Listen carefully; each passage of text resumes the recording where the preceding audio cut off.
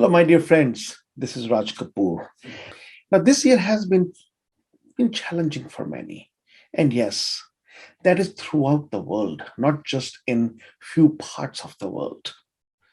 Now, we are making plans to welcome the new year. And we are all hoping that it will bring with it new opportunities. But what we need to do is we need to learn that change is imminent. We need to embrace change and go with the flow as best as we can. See, everything good or bad doesn't last forever, even though many times it does feel that bad things last forever. But it does get over. Or you know what? A new way of life is formed as we are seeing it now. So what we need to do is we need to learn to see the changes that the seasons of life are bringing to us. Learn from your past. Don't dwell on it.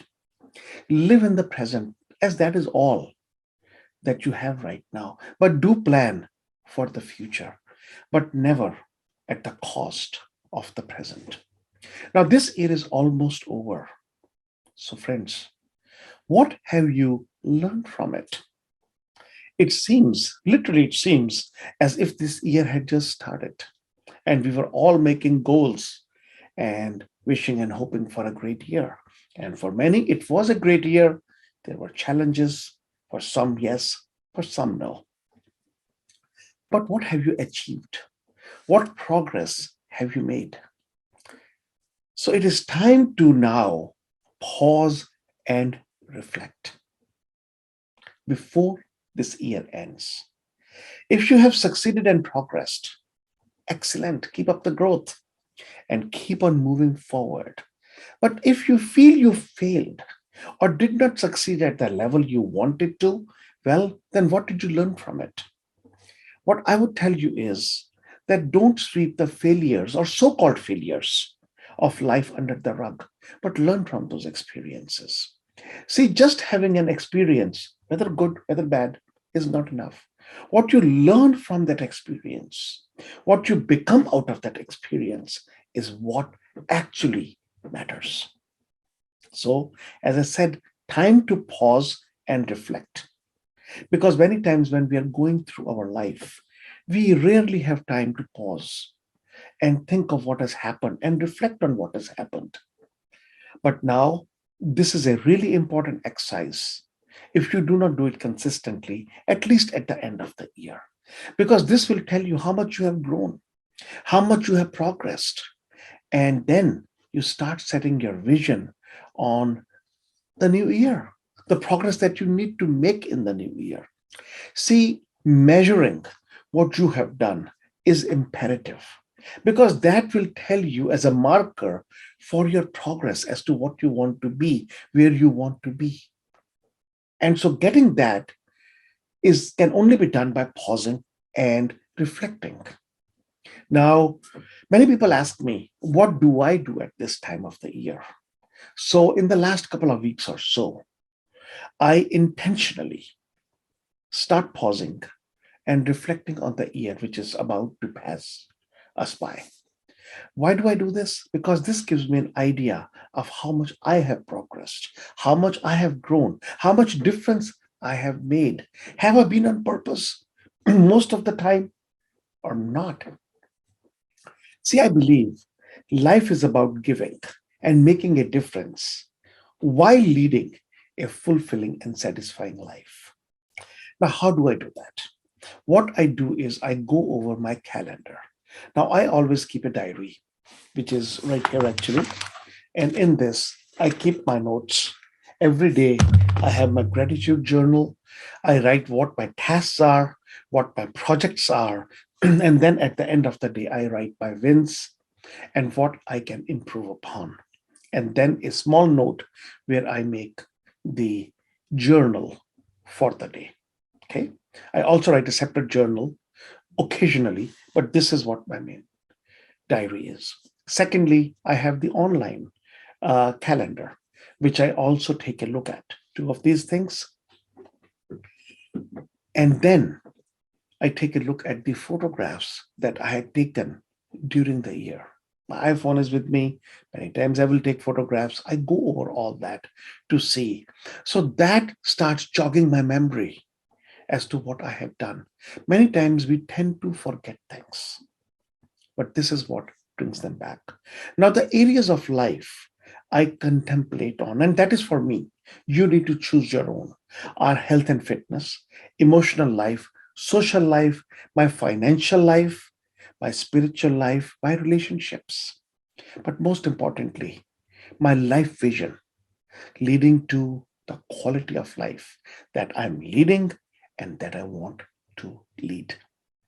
Then I jot down the wins that I had during the year, including the success with money, wealth, my business, my coaching, but most importantly, the connections that I have made, the difference I believe I have made, and how much I myself have grown.